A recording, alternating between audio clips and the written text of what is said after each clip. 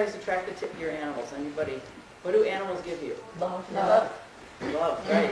Unconditional love, maybe. Yeah. They don't put conditions on their love of you. No judgment, right? You can have the worst day in the world. You could have done the crummiest thing in the world. You could have been the worst person in the world.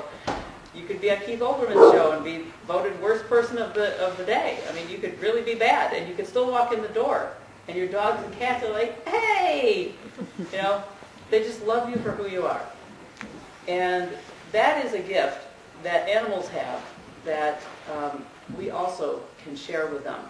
And that's what they're trying to get us to open up into. Could you imagine what this world would look like if humans were like the animals in that respect?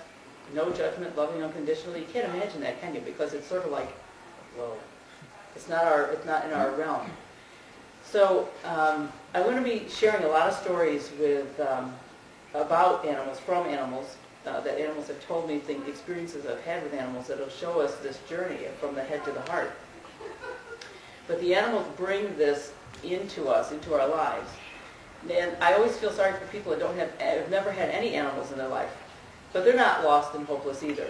I mean, obviously there are other ways than through animals to find this journey. But those of you who have animals in your lives have an easier time of it, because the animals are showing you how to get to where you need to get. So what the animals have shared over the years is that humans we separate ourselves out. Some of you can make the argument that we've said we're the superior species, that everything else is inferior. And we have done that. I mean, our science does that, although science now is shifting a lot. So science isn't looking at this. In science right now, the big thing is that we are all one concept, that they're proving all over the place. I mean, and there are all sorts of films are out and books are out now on that. So there's a lot of information right now. If you want to get into the science of it, I can give you some stuff with quantum physics and things like that. I can give you some information later on that. But sticking with the more spiritual message from the animals, humans have separated themselves. We put ourselves at the top of the chain. We say we're the most intelligent. What is it that separates us from everything else, by the way? What are the things, what is the gift we're gifted with? Anybody know? When I say it, you'll know it instantly. What separates us from everybody else? Opposable thumb. That's good. Make our own decisions. Make our own decisions. Supposedly, what science says separates us from everything else is our ability to communicate and to think. Well, how well would we score on that, do you think, as a species?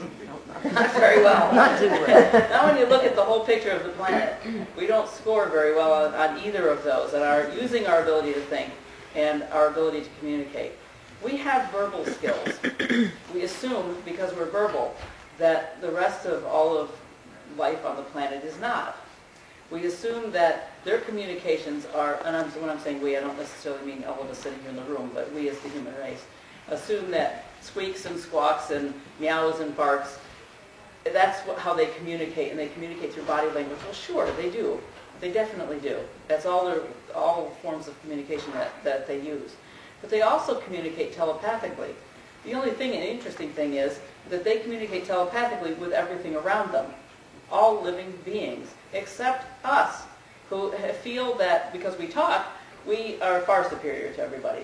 And it's actually the opposite. Because we talk, we miss 90% of what's around us. We really miss a ton of communication because we're talking all the time instead of listening. And this is something that we have been taught and we have learned. And it's something that we can easily change. Listening is a skill, and it is something you can learn. But we frequently learn, most of the time, we learn to listen to verbal communication. That's what we're taught to listen to, and we don't do well at that either. But we don't listen to the silences, and that's where all the communications are coming in. Now, the great thing is that all of you here, and anybody I've ever met, is naturally telepathic. So I'm not going to have to teach you how to be telepathic this weekend. That's not what this is about. But hopefully what you will learn is how you already are telepathic and how you're already receiving things. Because you all do. And it's as natural as you're breathing. So because of that, it's also as difficult to become aware of. How many of you are aware of every breath you take? I've never met anybody that is. You can really focus on your breathing, and that's a great meditation technique actually, to really focus on your breathing. And you can train yourself to do that, but you won't do it all the time. I mean, breathing is just an automatic thing, right? Well, so is all of the telepathic communication that comes in. You're constantly filtering it in. And where that plays out, where you hear that, is actually within the own voice, your own voice in your head. So I assume that everybody here has a voice in their head, your voice, right? You think to yourselves, everybody? Because I've had one workshop where one person insisted that they didn't. And his wife said, just kind of looked at him. And by the end of 2 days, I thought they were going to get divorced, but by the end of 2 days, he finally was convinced that indeed he did have a voice in his head. And his wife had some choice comments to make. I won't repeat it, but anyway. So that was his big breakthrough. But you hear yourself think, right? Well, what you need to start watching, is those thoughts that you have go through your head. Because those thoughts are actually, a lot of them, your heart communicating to you. And that's telepathy, in other words. That's where incoming messages are coming through. We have endless thoughts all day that we just ignore. But that's where our communication comes in. And that's where the animals hear us. So you can also feel sorry for the animal kingdom about how much we rattle on all the time. And we're frequently sending that out. Mm-hmm. So to them, they hear nothing but chatter. So they start to tune us out sometimes just because of all the chatter. We're like little unbalanced little chattering machines that don't know what we're doing. You know? They put up with it. But many species on this planet right now, certainly, I'm making broad generalizations here. I'm not saying that every animal on this planet right now wants a relationship with a human and wants to help humans. It's not true, certainly. But vast numbers of them.